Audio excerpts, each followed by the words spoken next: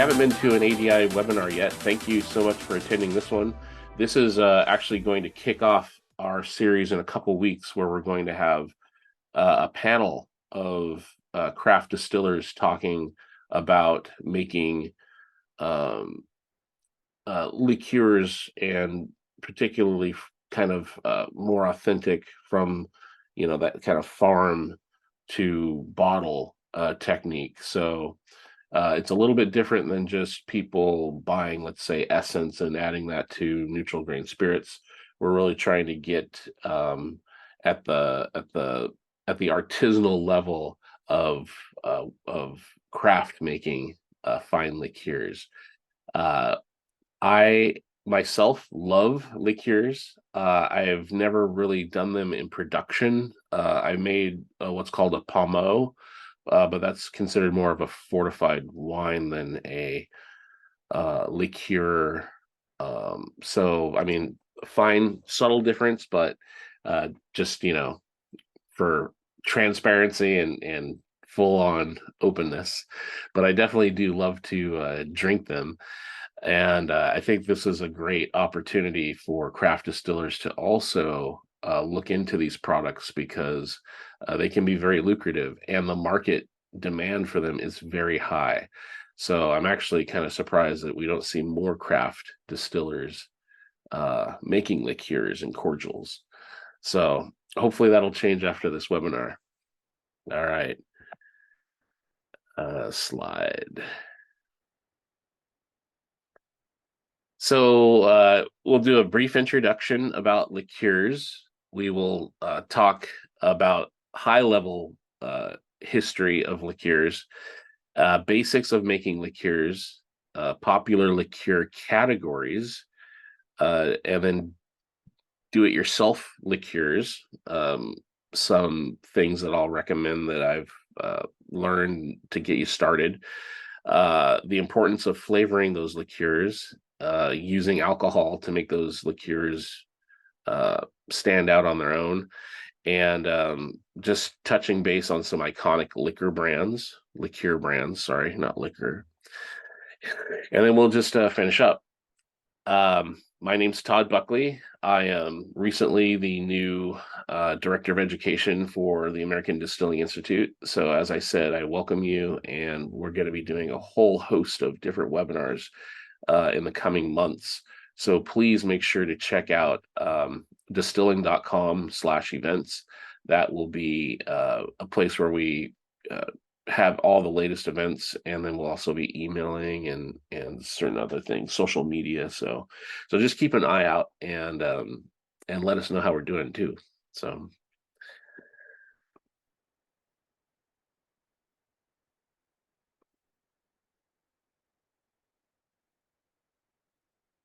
there's basically two types. Well, not really two types, but when we think about liqueurs, we think of something very sweet, not necessarily super strong, but a lot of times the alcohol level is lower, but that's not necessarily true. So we have a lot of flexibility, and that's the thing that I think is really cool about creating a liqueur like something like chartreuse, for example, which has a very high proof versus something like a Chambord, which is a very lower proof but still has tons of flavor. So we have a liqueur is a liquor with added sugar, flavors, and often, though not always, low proof. And an alternative term to liqueur is cordial. These are enjoyed as post-dinner digestifs and often in desserts and recipes. In Europe, much more prevalent to have something like a little cordial to either be a digestif or an aperitif, either in your meal or get your meal started. In America, some people do that, but unfortunately, like things like Jägermeister have become more of just a shoot and enjoy and kind of have a big bang for your buck kind of thing. And I have to say, in college, I drank a lot of Jägermeister, but when you go to Germany, they don't pound Jägermeister. So when I got my first introduction to liqueurs, I didn't even really know what a liqueur was per se. And once again, this is kind of back in college, and I thought I was all fancy, and I would order a Midori sour. So Midori was kind of the first, liqueur that I understood what it was. I know it's from lemons. It had a unique color. It was green. It stood up on the shelf. It was something, that was unique, and not everyone was drinking them at the time. So it kind of made you feel fancy. So that's just kind of funny. I look back at that, thinking I was really sophisticated drinking a Midori sour. I mentioned Chambord. That's another great one. Kind of raspberry, blackberry, vanilla, just really delicious to add to cocktails, or to even pour over ice or over a piece of cheesecake, something like that. Modern day, more recently, we've had products like Saint Germain, which is a wonderful elderflower liqueur. They came onto the market and really just kind of commanded a high price point for a really well made quality product in a beautiful bottle. So the packaging is beautiful. It was sugary sweet, but not overly sugary sweet. So once again, it could blend really well in cocktails, and it was just a great product. I mentioned Jägermeister. That came a little bit after the Midori Sour, but that's basically, if you haven't had it, I believe they claim it's got 50 plus herbs, but it's kind of like this licoricey, uh, gingery, juniper, ginseng, you know, cough medicine is kind of how I describe it. And then going into cough medicine, then we have Fernet, which is also a very popular, especially amongst bartenders. And anytime I've indulged a little bit too much on some food, I will end the night with a Fernet to kind of, ease my stomach, and that usually helps quite a bit. Fernet traditionally has rhubarb, chamomile, cardamom, myrrh. So there's a lot of interesting herbs, and that's the other cool thing that, being craft distillers, we can have a lot of options about the botanicals we use, or the fruits or vegetables even. I mean, the limit, the sky is wide open. So that's another really cool thing about um, liqueurs. I'm just going to check really quick. Do we have any questions? I'm looking on the webinar chat. Seems like everything's good so far. So I will keep going. Um, don't hesitate to post a question. I really like to keep things interactive. And even though I can't hear your voice per se, if I say something that kind of jumps out at you, no need to wait. I'll read through these and address them as they come up. So the historical origins. Uh, I didn't know a lot of this when I started to put this class on. Like I said, this is kind of like the precursor for our panel discussion. So you know, these evolved from a medicinal standpoint, as with many alcohols. Like gin was started to uh, supposedly be medicinal, which juniper is medicinal, but uh, we found other alternatives to having fun with these alcohols, and same with these liqueurs.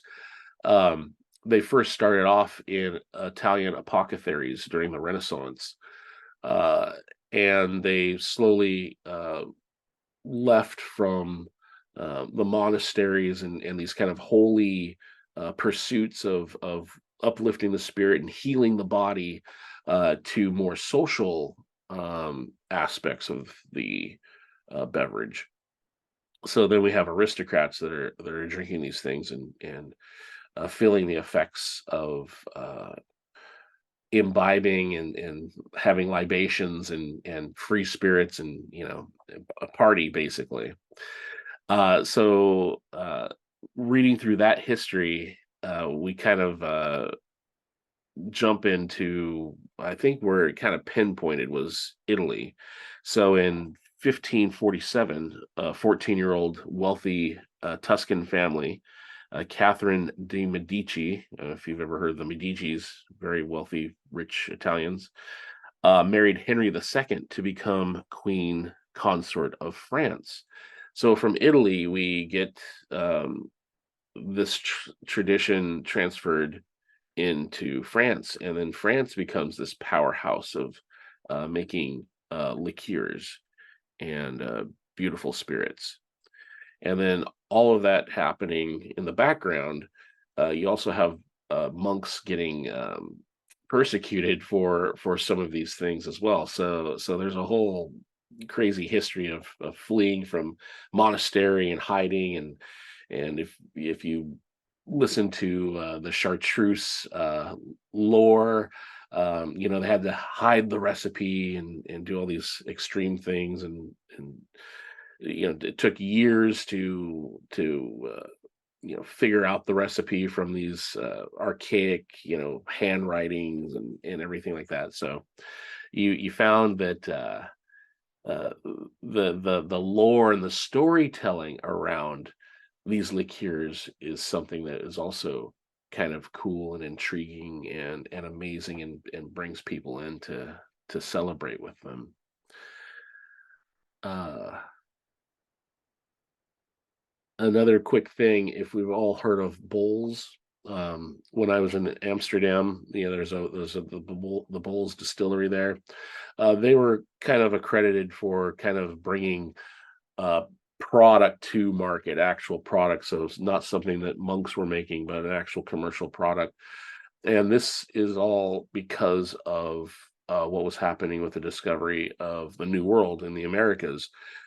We had sugar and sugar cane. So when that was brought back to Europe, it was something that was quite extravagant and enabled these uh, liqueurs to be crafted and created and evolved into what we have today.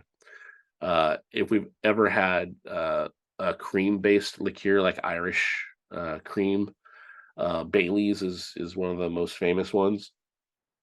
That was the next big transition in liqueur production. It was in 1971. So from all the way in the 1500s to 1971, we didn't have much innovation as far as flavor profiles went. It was basically herbs, seeds, uh, you know, some vegetables, and then the process in the 70s came that we could use dairy products. And I think you can agree with me that unless you're lactose intolerant, that adding the cream to those products is absolutely fantastic, especially if you're having an Irish coffee or something like that.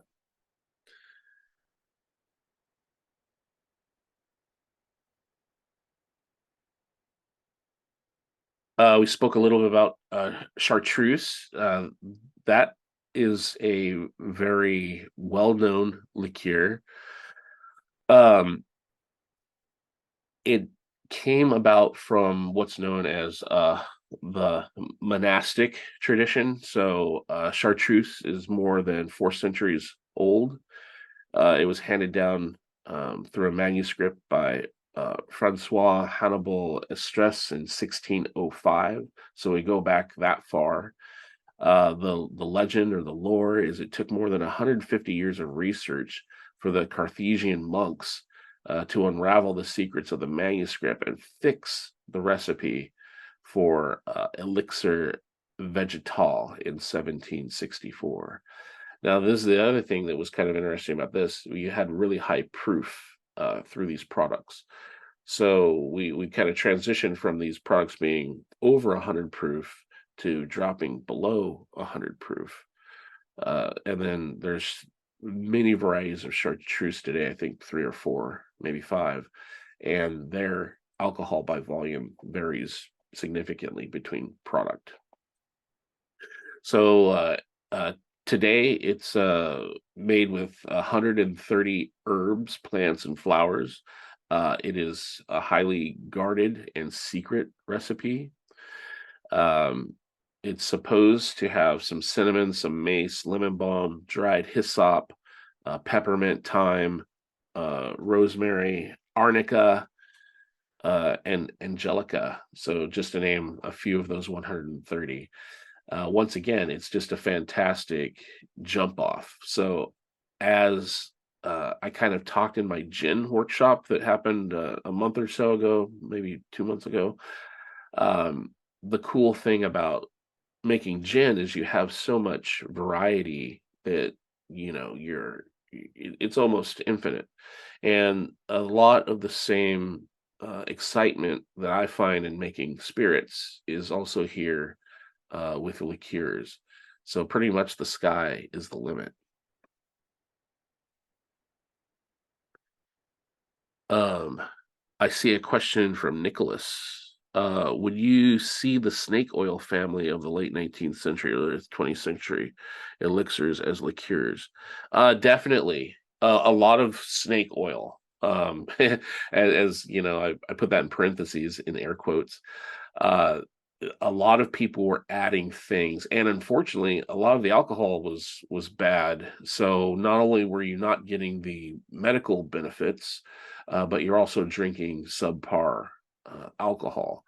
So that is definitely true. Good insight there, Nicholas. I appreciate that. So basics. How many people on the webinar have actually made liqueurs, or it's part of their product mix? If I could just get a quick show of hands.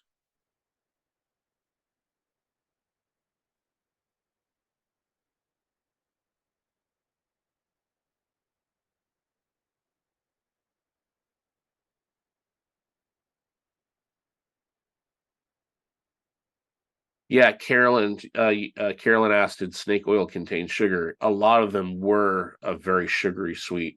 And not only did the sugar serve, it had to serve two purposes. Usually the alcohol was so rank and bad that it needed that sugar to cover it up. But also the botanicals used were so astringent and not well balanced that the sugar also helped kind of smooth that out. So it became palatable to people. Um, Nicholas, you making Amaro, a chartreuse similar liqueur, okay? And I'm making pumpkin spice. We all need to be making more pumpkin spice, right? For the holidays for friends and family right now. Cool. I would love that. Um, I I haven't seen it really successfully pulled off. Most of the ones that I'm seeing now come to market are using artificial flavors to make that pumpkin taste, you know. Um, I know extracting pumpkin, if you're using fresh pumpkin, it's difficult because it's kind of a mild flavor, and usually what you're more tasting is the cinnamon and the clove and the allspice and nutmeg, and that's how we kind of associate the notion of pumpkin spice or pumpkin latte. But definitely that sounds really good. I'm surprised now that we think about it, that no one's made a like a pumpkin latte liqueur, so a cream based pumpkin spice that you can just pour right into coffee. That sounds pretty decent, pretty tasty. Is it correct that liqueur may not contain any artificial flavors? That is not correct, at least according to the BAM, to the Beverage Alcohol Manual. There's no stipulation that it has to be natural or artificial that I've read. And I know quite a few distillers, they buy essences. Um, Now some of those might state that they are natural essences, so that might be a little, but I'm pretty certain that there's no category defining that artificial flavors cannot be used. Now, hopefully, as craft distillers, we wouldn't ever consider anything like that.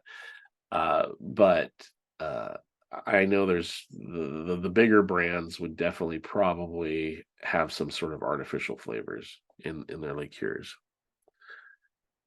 Great questions. Please keep them coming. I love it. Makes the time go by a lot faster. Uh, Nicholas, yes, this one will just have the spice mix. So ginger, clove, cinnamon, allspice, and nutmeg, as well as black pepper. Ah, that sounds really good, actually. So a little bit of a chai kind of influence, maybe. Star anise, licorice root, and seasoning spices. That sounds really, really good. Mike says, my mom has made a frangelico with base spirit and soaking hazelnut, sugar, vanilla bean, cinnamon, etc. That sounds incredible too. I'm going to talk a little bit about um, hazelnut liqueurs like frangelico because they are absolutely delicious. And if you love hazelnut, there's nothing quite like it. Um, I made a hazelnut we would call it a spirit because I didn't add sugar to it, but it was quite delicious. I toasted and roasted hazelnuts and then distilled that in a brandy base that I had made from apples, and it was fantastic, and it was so delicious without the sugar. And then next time I went back and I added cocoa nibs. So I had basically made Nutella, and it was so good. Unfortunately, I never got to bring it to market, but maybe at some future point I'll revisit that because it's absolutely delicious. Adam says, for those interested, Doctors and Distillers by Camper English is an interesting book that covers the history of alcohol and the overlap of medicinal uses. Hey, thank you. I'm going to add that to my reading list. Doctors and Distillers by Camper English. Cool. Let me take a note of that so I don't forget it.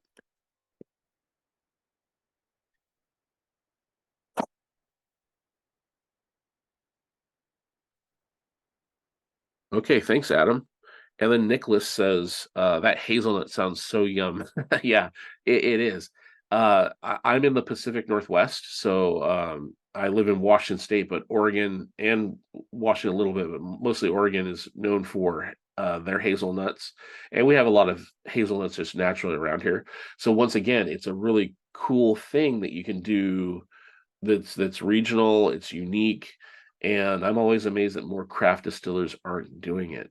Now I know the market share isn't there, as compared to, let's say, whiskey or gin, but people love it, and it can be a very profitable addition to your craft distillery.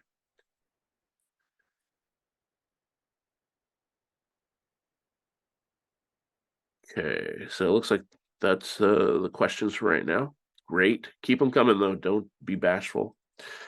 So from a really basic level here, we have three ways of making these liqueurs.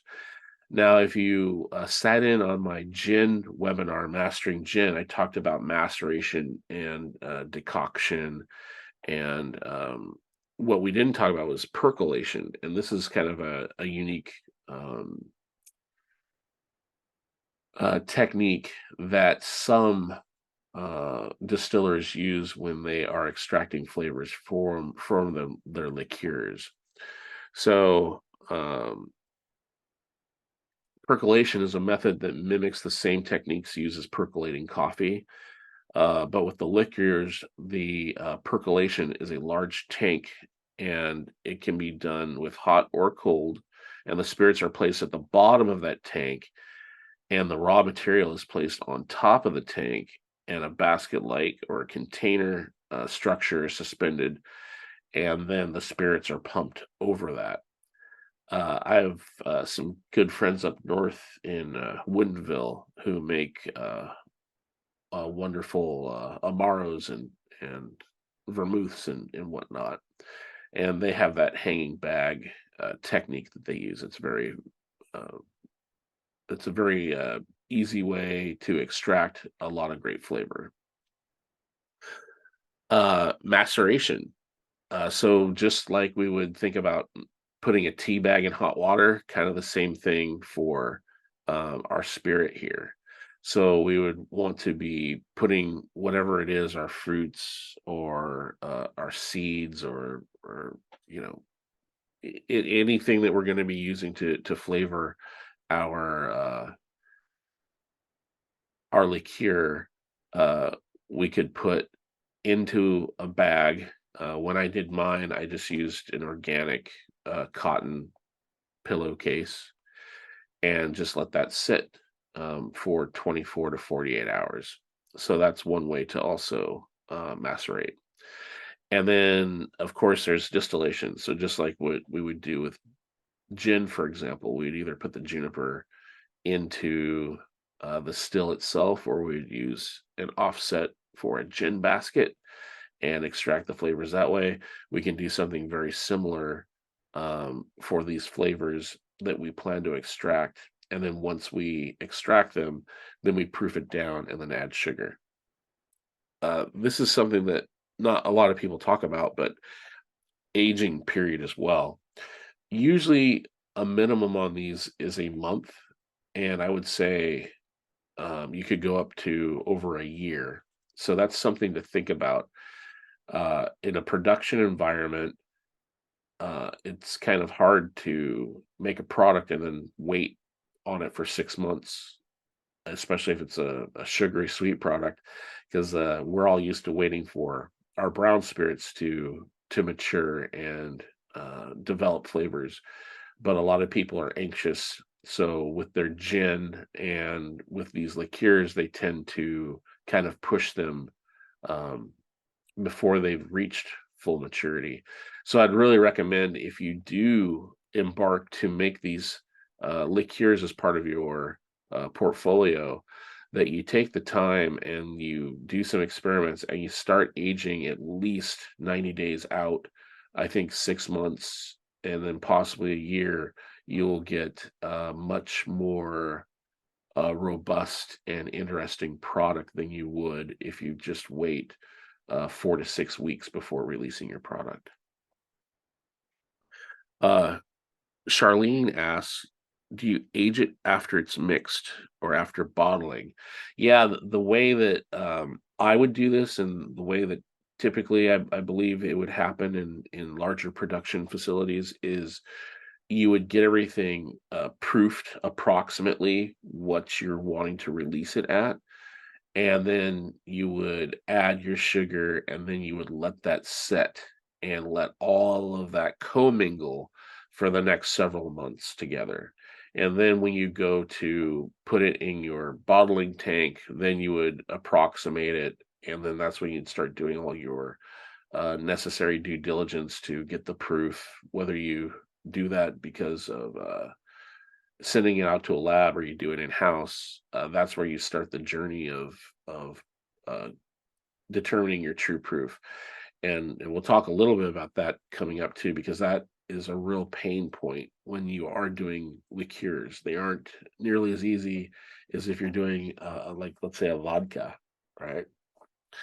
So um yeah, so that's the basic of liqueur making. These methods, you can also use fresh juice. That's another thing that is commonly done.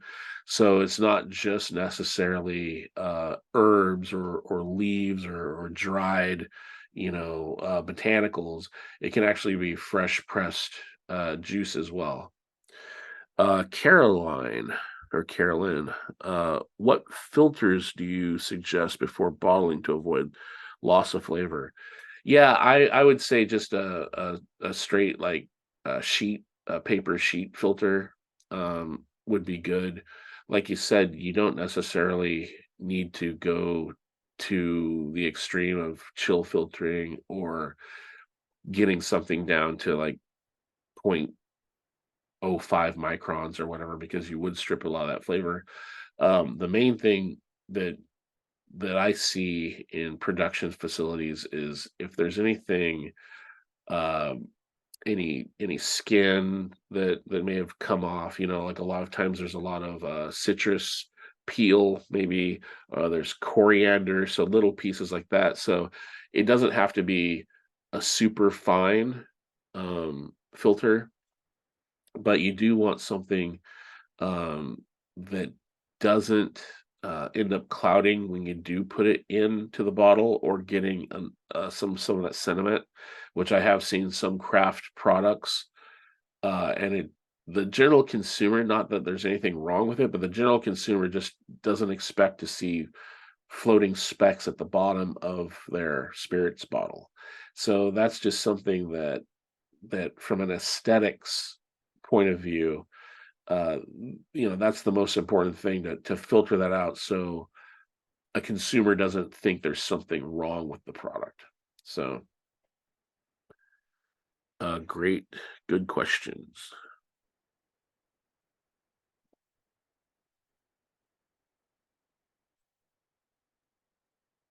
Okay. Now um, these are kind of categories that I found in the industry, but they aren't necessarily like legal definitions or categories. So I just want to make that distinction. When I looked into the BAM, the Beverage Alcohol Manual, they had over 20 categories for making liqueurs and cordials. So once again, if you have an idea, I would, always refer to the BAM first and reference that and figure out where your product can fit. Um, but from a very high level, the industry kind of looks at it in cream liqueurs, fruit liqueurs, coffee liqueurs, and herbal liqueurs. So that's the very high level. I broke that down into a little bit more distinct characteristics by going to chocolate because that's a very popular one. So, for example, Godiva chocolate liqueur, uh, cream de cassis is a very anything cream of is a generic term, but it's also usually it's a quality term as well. It's made to taste very good, usually extracting high quality fruit. Uh, Coffee, everyone's familiar with Kahlua, wonderful liqueur. um, there's there's a few craft distilleries that make coffee liqueurs. There's one in Seattle, Glass Distillery, that's really great. When I was visiting Hawaii, they had some coffee liqueurs that were really good. So once again, really great opportunity. If you're on the West Coast, if you're in Washington, Oregon, or California, San Francisco is the coffee capital. Seattle's right behind it. Oregon's right behind it. If you're in any of those markets, it's kind of a no-brainer. A lot of people love to drink coffee, and this is just a nice addition that you can add. Um, you have herbal, so back to that kind of the spiciness and the idea of kind of like these monks making these products, like Benedictine. If you haven't had Benedictine, that's a really neat liqueur too. I use that in a lot of cocktails, and it's nice because it throws people off. You add a little bit to a Manhattan, and it makes it quite distinctly different. Can't really call it a Manhattan at the point, but it just makes a really interesting, delicious whiskey drink, and it goes great in coffee too. Floral, we mentioned Saint Germain earlier. That's an elderflower one that's very popular, but there's dozens of floral kind of liqueurs. Nutty, Frangelico, we discussed that one. Citrus, we all know about Triple Sec, Grand Marnier. Those are all delicious. And then fruit. Now, this is the big opportunity because um, this is where all of the market share is going. People are loving and snatching up liqueurs made with fruit. There was a wonderful distillery here in the Pacific Northwest known as Sidetrack Distillery. Unfortunately, they are no longer producing their products, but they were the absolute best I've had. They were farmers that lived on a berry farm. Basically, they raised all their own berries, so their strawberry liqueurs in the middle of winter. I would just love to open one up because it felt like I was back in summertime. I mean, that's how fresh the berries and how they were able to capture the essence of their berries. So yeah, anyone that can do fruit and do it well, you definitely have a market out there that's waiting to hand you money. So that's definitely one that I love. Um, let's see if we have any more questions here. Nope.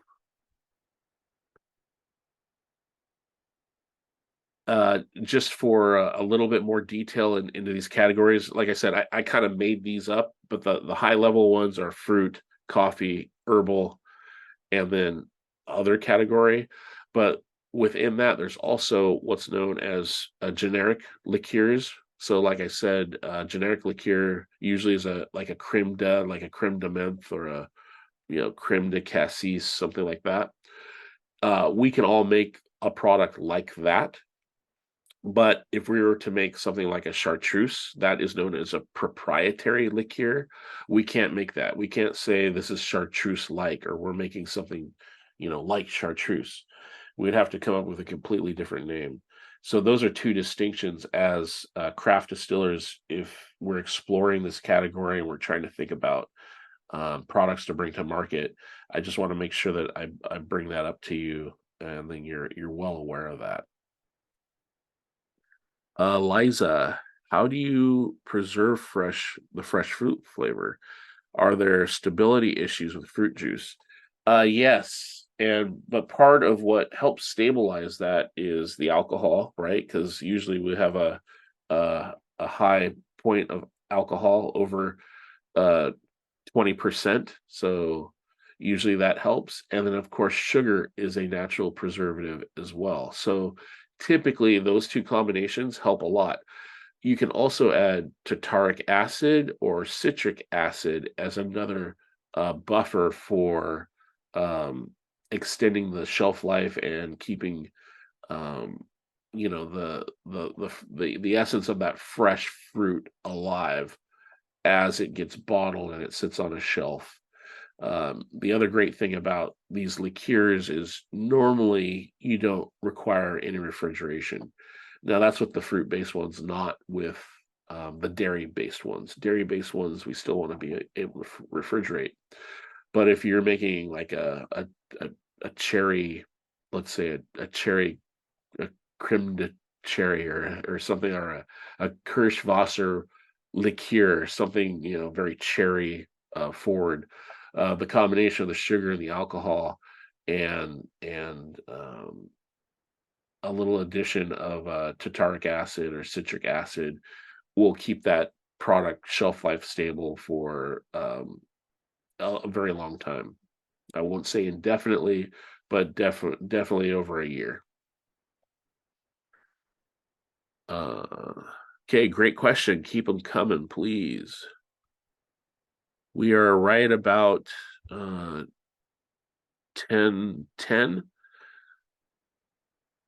I'm about halfway through, so I'll pick up my pace a little bit.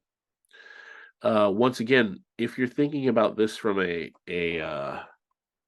to expand your portfolio or to augment your products at your craft distillery, uh, there's very few categories that are growing this much. So we have a 6% compounded annual growth rate. So in 2022, we had just shy of 130 billion. We go over 130 billion to 133 billion, and then it's anticipated by 2025 it's going to be over 140 billion.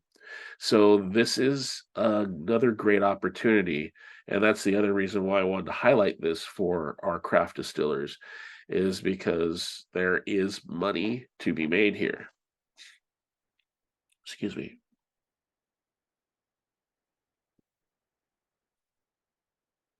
The other thing, there's big businesses like Diageo, right? They're throwing in a lot of R&D money to be making um, liqueurs right now. So if the uh, big facilities are doing it and seeing the market opportunity, to me, we can ride their coattails and do the same, and often do it better, right? Because we're using those higher quality ingredients that are organic, they're locally sourced. You might go direct to a farmer, right? Whereas these big conglomerates, they can't work on that level because they need too much, right? So it's very hard for them. Whereas being craft distillers, we can do something very pinpoint and very unique.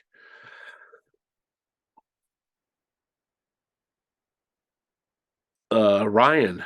Ryan asks, do you see the popularity of medicinal adaptogen? Yeah, I love that you know that term. Botanical beverage driving any demand for more herbal liqueurs or more mostly fruit sweet.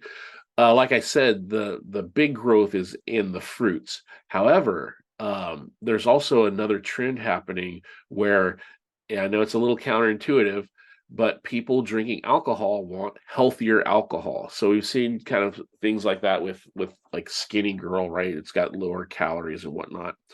But when you mention adaptogens, for people who don't know what adaptogens are, they are a set of herbs that basically help support your body's functioning. So things like ginseng are known as adaptogens, right? So there's a lot of potential there. What you have to be careful about, though, is you can't make any sort of medicinal claim like this will, you know, lower your cholesterol, or this will, cure, whatever, baldness, right? So you have to be very careful about that. But as far as putting together unique combinations of plants that will make unique combinations of flavors and potentially healthy benefits. Once again, I think that's a fantastic pursuit. You just need to be very careful. And when you submit your COLA, your certificate of label approval, they'll be very clear. You won't be able to get away with any kind of um, uh, medical claim. So you don't really have to worry about that. So um, that's a great question, Ryan. Thanks. Nicholas asks, doesn't the TTB severely frown on the promoting of any supposed health or medical benefit? Yes, absolutely, Nicholas. They sure do. So there isn't much leeway there.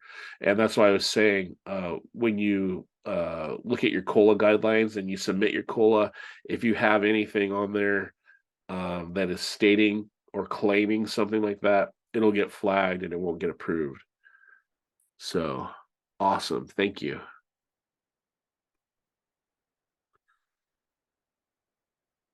Okay, so now getting to the good stuff. So if you haven't made your own liqueurs, like I said, it's pretty cool. It's pretty fun, but it's also a pain in the ass because of what you have to go through to proof those.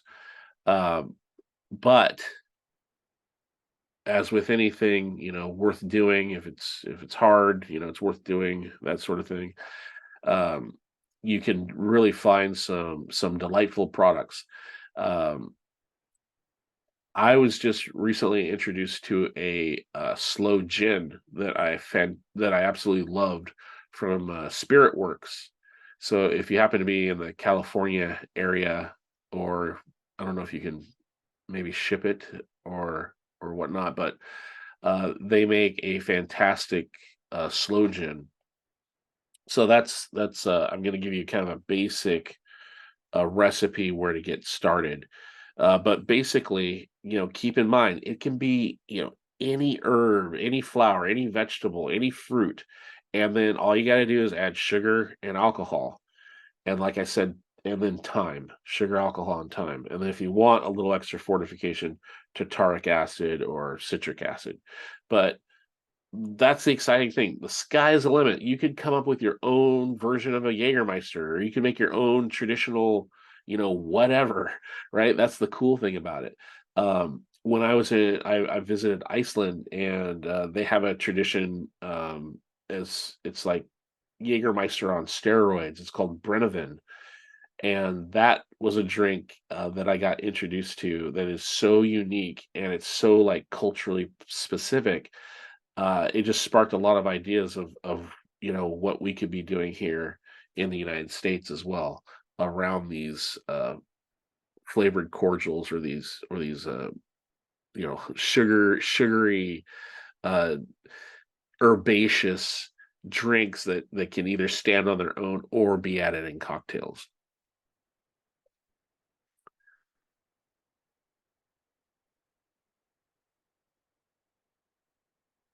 So this slide, and just remember, this is very basic. This is if you haven't had any experience, this is a jumping off point that I give you. And it's pretty simple. So basically, in this example, we're going to take some berries. If we're going to make like slow gin, it would be like slow berries. But I've got like the tail end of some raspberries here in Washington. You can take raspberries, um, like crush them. I usually put them in the freezer first to kill off any yeast, and then I also will then cook them. Take a potato masher and kind of smoosh them down, and then that secondary heat will also inoculate or kill off any wild yeast. Then add half the weight of sugar. So in this case, if we got 500 grams of berry, we can take 250 grams of sugar, and then put that in your alcohol of choice. So take a fifth. You'll have to dump out a little bit because of the volume of everything. But take a bottle that you would have filled with, vodka or gin, either one. You can even do whiskey. You can do brown spirits as well. But traditionally, something like these berries, you might want to use a vodka, and a higher proof vodka, like 100 proof, and then put it in there and let that sit for at least a month. I'd say 2 months better. Once again, the longer the better. If you wait 3 to 6 months, you will find that the characteristics of the development of those flavors will be drastically different than if you just let them sit for 30 days. So this is also a great base to run some experiments. You can set a few bottles aside, open one up at 1 month, open one up at 3 months, open one up at 6 months, and if you're patient enough, open one up at a year, and then see what does the best. But this is a pretty simple way to get started. If you haven't done it, I really encourage you. It's pretty fun. And then as a bonus, you can add things like cinnamon sticks, whole cloves. I really love grapefruit zest. A lot of people don't use grapefruit zest, so it gives you a nuanced difference from lemon. We're all familiar with lemon zest in a cordial that's known as limoncello, right? There's limoncello, but there's something that I find really interesting about a grapefruit, and plus it's not used often. So if you get a hold of some grapefruits, uh, practice and play around with the grapefruit skins. Really, really good. Okay, any questions so far about that basic recipe?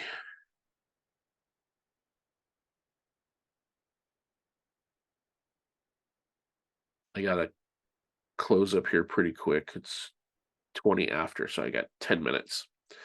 When I was talking about the joys and the pains of making liqueurs, this is the pain point. So determining um, your proof is hard, because what we have is a parent proof, and we always need to determine true proof.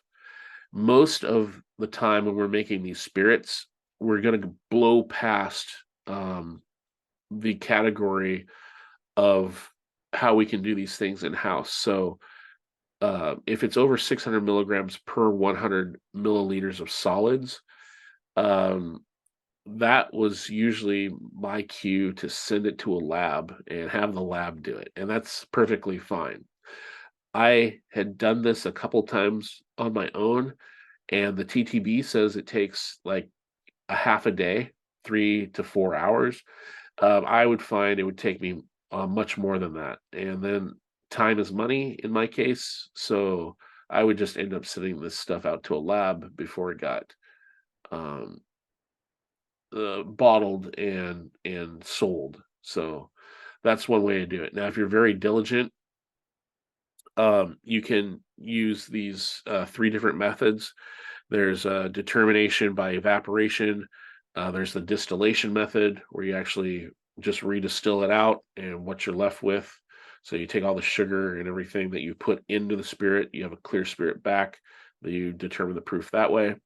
And then there's a newer method that I wasn't familiar with, but this is a pycnometer method, and that's where you're measuring volume and mass to determine what proof you have in there. Nicholas, if money is no object, Anton Parr has a desktop hydrometer that can account for sugar. Yes, yes, and they are, as you said, money. If money is no object, usually those bench systems start at around 30 grand. So if you do have the money, it's fantastic. But if you don't, you can usually send it out to the lab for around $100 and get results back. Uh, Carolyn asks, Nicholas, is it TTB approved? If you go to the TTB's website under their gauging section, they have all of the models that are approved. For example, the handheld Antoine Par is not approved because it only does 4 decimal places, and I think it needs to go out to 6 decimal places. So, but they do have that equipment list on the TTB website. So make sure if you are going to use anything like that, that you are in compliance and that you are checking that your equipment is also in compliance.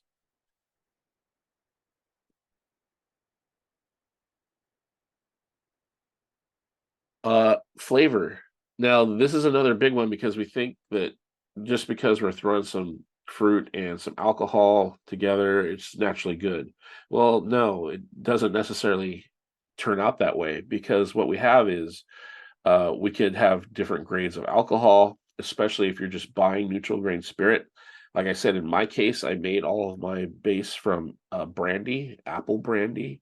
That introduced in my opinion, an extra level of sweetness that's naturally there from the apples that you wouldn't have, and that's before you even add the sugar, right?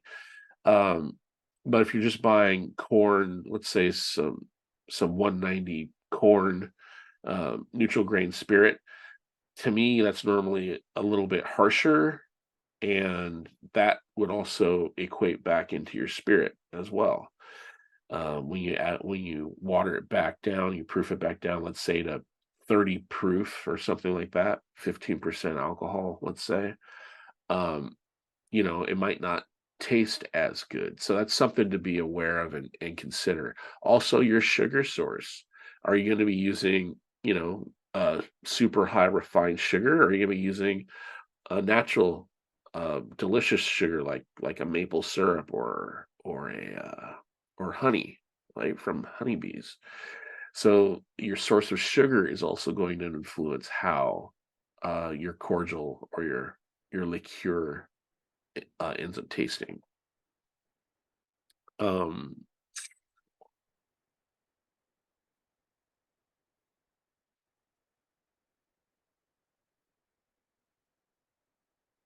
Now I talked about this in my gin workshop, but this is just as applicable to doing this, and I find this very helpful. So I hope you will too. All right. So I did not create this. This is from Sanjay Kiswani, and but I discovered this, but it was a great visual to dial in how you can make flavors interact and how you can make a product more interesting tasting. So as he says here, for whatever your dominant flavor is, you should include by weight 1 part of a non-dominant flavor category for every 4 parts of the dominant. So you can see here is I have it kind of color coded. So I've got the kind of purple going from savory sweet to pungent. I've got the yellow kind of going from savory to delicate to sweet. And in between those, we're looking for balance. So I just like this visual and in his ratio. That's always a great starting point. So if you're a little confused or you don't know where to start, this is a great place to get you started. You use Sanjay's formula, and then you do a simple thing like I showed you earlier with the 500 grams of berries to 250 grams of sugar to a 750 ml. You can really start to experiment and expand. Here are a couple of my favorites that I like to use that are a bit odd. This turns out to be wonderful as an addition to a gin cocktail. You take fresh ginger, you take lime zest and the lime juice, um, rosemary, and honey, and then I let that soak in gin for a couple months. And in this case, Beefeater. But once again, if you're a craft distillery and you have your own gin, give this a try. This is a really unique thing, and you add that back to a cocktail, or once again, you add it to some sparkling water, and it's just wonderful. Another one is blueberries. It might be harder to find fresh blueberries now because we're out of the season, but during summer, I love doing this as well. It's blueberries, vanilla pods, amber grade pure maple syrup. In my opinion, get amber grade. It tastes the best, in my opinion. And then get a wonderful smoky whiskey or a mezcal. And you do this and you let this sit for 3 or 4 months, and you've got something quite incredible. So once again, the sky's the limit. You can do, almost anything. So I hope that, this encourages you to try and experiment. And I've only got 2 minutes left, so I got to rush through this. So Nicholas says, I know it probably depends on the ingredients and the proof of the extracting alcohol and method, but is there a general recommended botanical load per liter? Once again, yeah, you're right. Nicholas, it's very hard, but if you kind of use that formula I gave you, the 500 grams to 250 to 750 mLs, play around with that. Obviously, if you're doing like coriander or something, it's not going to be 500 grams because the berry weight and the water weight's a lot higher. But start somewhere like maybe at a 1-to-1 ratio. So like if you had a bunch of let's say coriander, rosemary, and um, let's say you're using my citrus peels, right? I'd make that like 250 grams, and then put that with 250 grams of sugar, and then add that to some gin and let that sit and see where it takes you. That's where I would begin. Hope that answers that. Will these slides or videos be available afterwards? Yes, Mike. They will be up on YouTube at our American Distilling YouTube channel. So you can definitely watch these, and I encourage you to also share and comment. Let us know. Did you get good value out of this? Did you learn something? My goal is always to share knowledge that's going to make you better, right? So alcohol by volume. I just want to finish this back to the BAM. Someone had asked earlier, I think, always reference the beverage alcohol manual. I know this is a little bit of an eye chart, but basically a liqueur or a cordial, it's a flavored spirit, production containing not less than 2.5% by weight sugar, dextrose, uh, levulose, or a combination thereof, made by mixing or redistilling any class of type of spirit with or over fruit, flowers, plants, pure juice therefrom, or other natural flavoring materials, or with extracts derived from infusions, percolations, macerations of such materials. So I know that's a mouthful, but it's pretty clear right there. So we know there's no stipulation of alcohol, so it doesn't have to be neutral grain spirit. It just says, you know, uh, any class or type of spirit. So, like I said, I use brandy because I was making apple brandy. But you can basically go. Once again, the sky's the limit. I just got two more slides, and then we'll get out of here. Doesn't this definition exclude artificial flavors? Yeah, Carolyn, that's a good point. I know it says right here, other natural flavoring, but it doesn't distinctly say that there's no artificial flavor. So that's something that uh, we might have to refer to someone at the TTB, but usually if it's not called out that it can't be, that usually it can be. So they're very particular, but they also write these things in such a way that they're a little ambiguous. So some of it can be left up to interpretation. It would be for us craft distillers a great asset to have liqueurs defined as all natural. Yeah, it absolutely would. You are 100% right. Especially if we're getting fresh berries and we're taking the time to macerate those and prep them versus if I just buy some flavor essence of raspberries and I put 2 drops into my sugar water. I don't consider that much of a craft, but who am I to judge, right?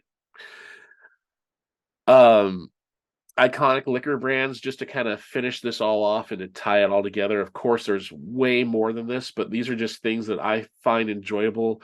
Many people on the webinar referred to Frangelica. Frangelico is just, it's one of those things that it's just delicious, right? So if you're not allergic to hazelnuts, it's a fantastic thing. You can add it to almost anything. On top of desserts, ice cream, put it in coffee, make cocktails with it. That's a great substitute to add to like an old fashioned, right?